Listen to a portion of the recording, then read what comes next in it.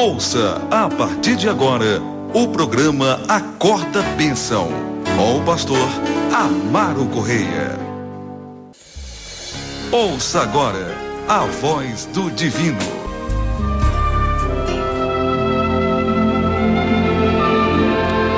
Muito bem, louvado seja o nome do Senhor Jesus.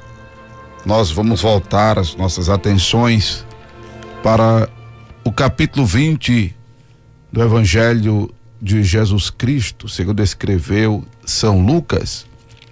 Amém? Já temos inclusive apostos aí, postado, né? A terceira parte das abordagens que temos feito de Lucas, porque o Guilherme Stone já colocou no YouTube, está aí postado para os irmãos poderem ouvir quando puderem e onde puderem escutar. Louvado seja Deus, e que Deus o abençoe, o irmão, em o nome de Jesus. Amém? Glória a Deus. A gente volta a falar do capítulo 20, a leitura agora do versículo 19 ao versículo 26. Vamos demorar a terminar esse capítulo, né? Tem mais o que? Eu acho que 2 programas para a gente terminar tanto a leitura como a abordagem que estamos fazendo.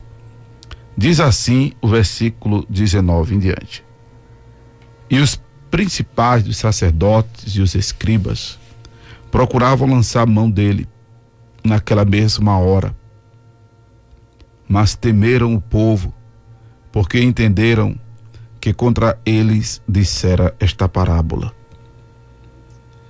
E trazendo-o debaixo de olho, mandaram espias que se fingissem de justos para o apanharem em alguma palavra e o entregarem à jurisdição e poder do governador. E perguntaram-lhe, dizendo: Mestre, nós sabemos que falas e ensinas bem e retamente, e que não consideras a aparência da pessoa, mas ensinas com verdade o caminho de Deus. É-nos lícito dar tributo a César ou não? E entendendo ele a sua astúcia, disse-lhes: Por que me tentais? Mostrai-me uma moeda. De quem tem a imagem e a inscrição? E respondendo eles, disseram: De César. Disse-lhe então: Dai, pois, a César o que é de César, e a Deus o que é de Deus. E não puderam apanhá-lo em palavra alguma diante do povo, e maravilhados da sua resposta, calaram-se.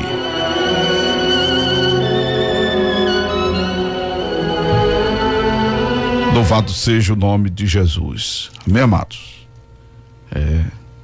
Louvado seja o nome de Jesus. Veja o quanto o nosso Jesus, ele é maravilhoso, ele é tremendo, ele é excelente, ele é sublime, né, amados?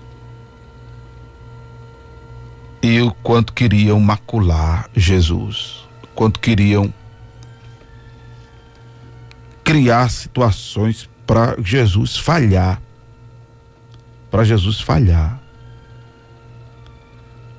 Observe que os principais sacerdotes e os escribas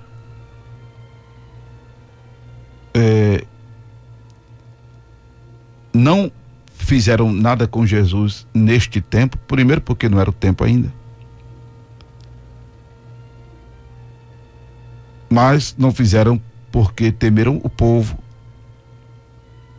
Eles haviam entendido que Jesus tinha falado da parábola dos lavradores maus, com referência a eles, que, como eu disse,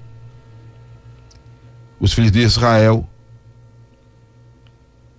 rejeitaram Jesus.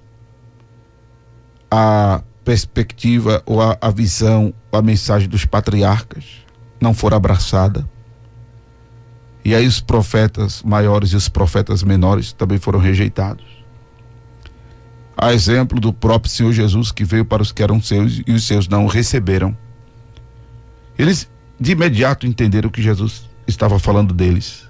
Aí com isso cresceu mais ainda neles o ódio, a raiva, né, contra Jesus, e que só não fizeram nada com Jesus por causa do povo. Mas aí acompanharam Jesus, o trazendo debaixo dos olhos. Era essa perseguição, era essa monitoração, né, que faziam ao Senhor, exatamente para apontar alguma falibilidade em Jesus. Aí eles mandaram que espias se fingissem de justos. Só que Jesus, como eles mesmos disseram, não se engana com a aparência das pessoas. Aleluia. Porque eu, você, quem quer que seja, pode enganar a quem quer que seja, menos a Deus. Ninguém engana a Deus, não é? A pergunta, inclusive, que o irmão me fez no programa anterior: como é que a gente sabe que uma pessoa nasceu de novo? E a resposta eu dei a princípio, que isso só é do nosso interesse, por amarmos as pessoas, por querer que elas se salvem, não é? Mas cada um deve cuidar da sua salvação. E não cabe a nós julgar quem é e quem não é nascido de novo, que é o justo do Velho Testamento, que é o justo do contexto aqui, não é? Não os farsantes, mas o fingir-se de justo, o fingir-se de um nascido de novo.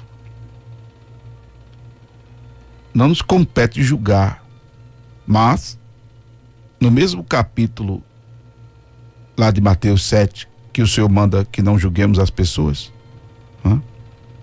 diz que é pelo fruto que se conhece a árvore.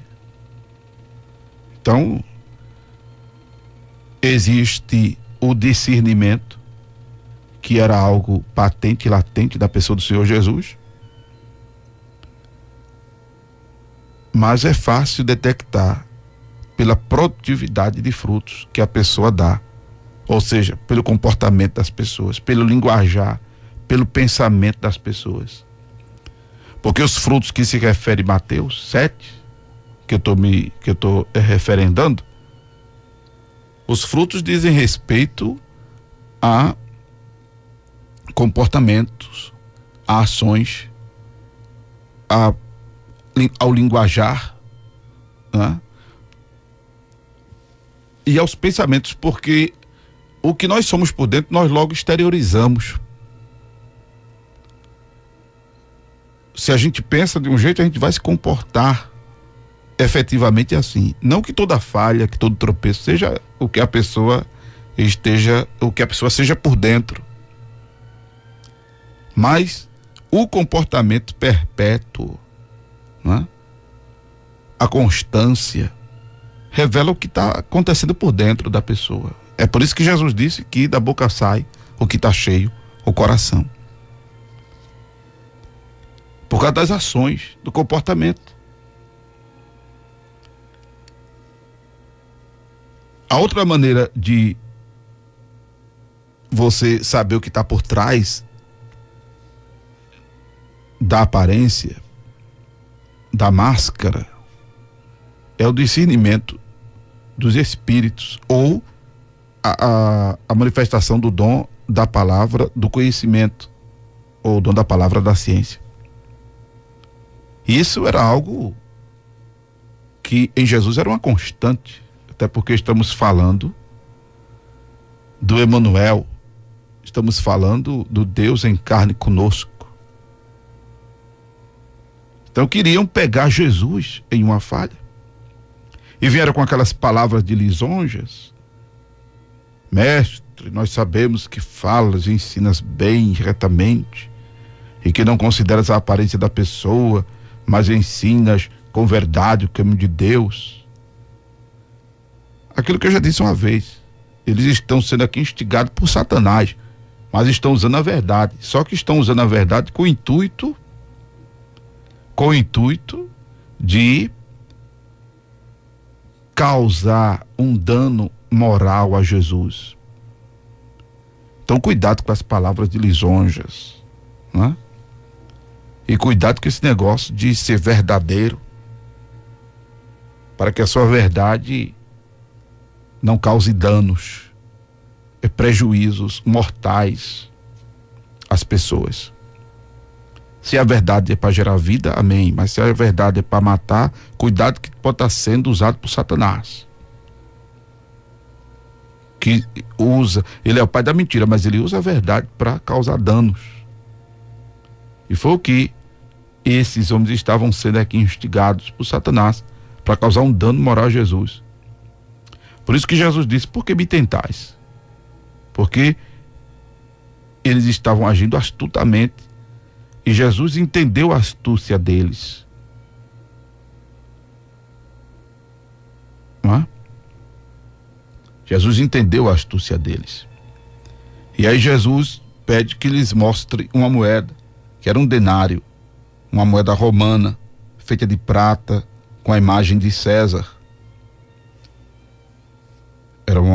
Era esta a moeda romana, não é? De prata com a imagem de César. Aí Jesus pediu-lhes que lhe dessem esta moeda, a moeda de um denário.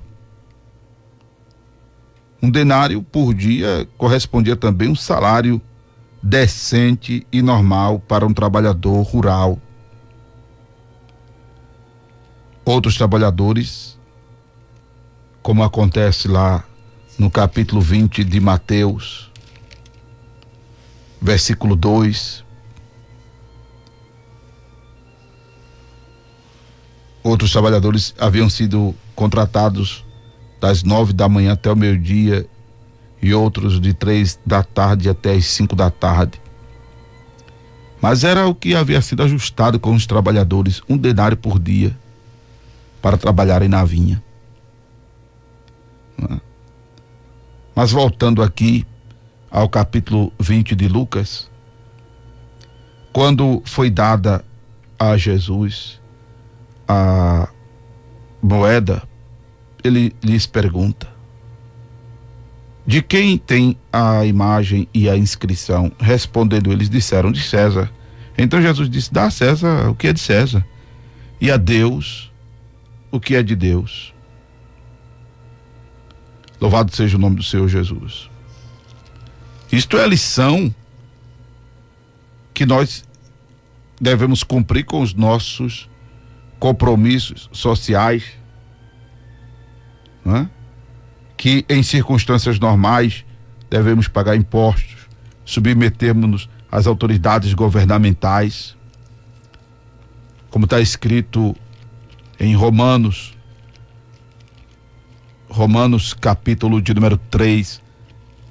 Agora tem que ter cuidado com algumas coisas, claro, na ordem que as autoridades mandam, porque se for para gerar detrimento à palavra de Deus, aos princípios divinos, jamais, né?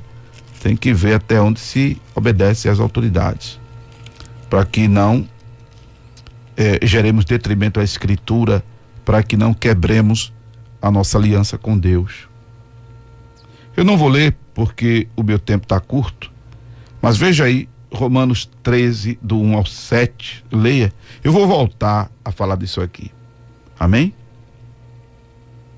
Vou voltar a falar disso porque meu tempo está acabando já aqui no dia de hoje. Mas a gente sabe que a nossa lealdade suprema deve ser a Deus. a obedecermos às autoridades seculares, devemos ter o cuidado de que normas, ordens não venham entrar em conflito com os princípios divinos, com as verdades divinas, com os valores divinos. Nunca devemos obedecer aos homens em detrimento da palavra de Deus. Nunca devemos obedecer aos homens em detrimento à palavra de Deus, em detrimento aos princípios divinos. Seja os homens seculares como os homens religiosos, a cleros, a ministérios, a denominações, a lideranças, a pastores. Se contraria a palavra de Deus, não devemos obedecê-los. Amém? Louvado seja o nome de Jesus. Entendamos, absorvamos o fato de que importa obedecer a Deus e não aos homens. E deixa eu falar rapidinho aqui, que infelizmente para muita gente, quando se fala de obediência, hoje é legalismo. Não é? Não, a obediência a Deus não é legalismo. Porque a obediência a Deus nos proporciona vida e vida com abundância. A obediência a Deus é a condição sine qua non para que nós o agrademos, para que nós inclusive salvemos as nossas almas. 2 Tessalonicenses capítulo 1, versículo de número 7 e 8.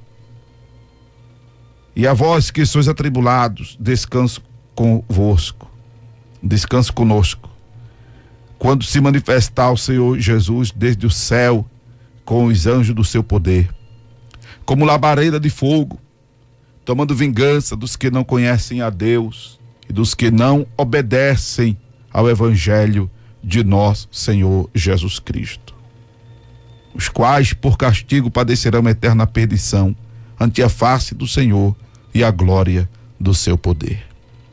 Então veja que a obediência ao evangelho de Jesus, aos ensinamentos, às normas, às regras, às doutrinas de Jesus, como eu já disse nessa abordagem do capítulo 20 de Lucas,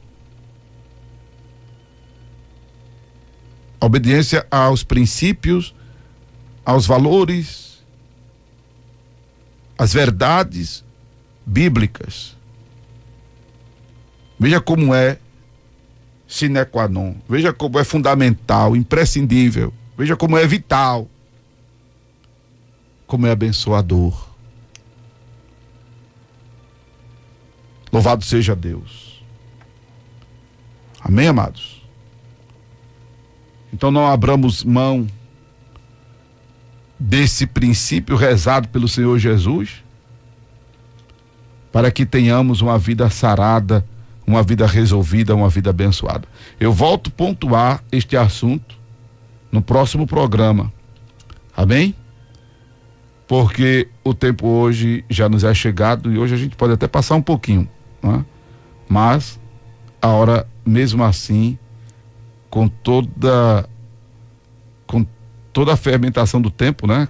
Com toda a fermentação no bom sentido, no sentido de expandir o tempo, a gente tem que parar, porque já são 2 horas e vamos orar em nome de Jesus.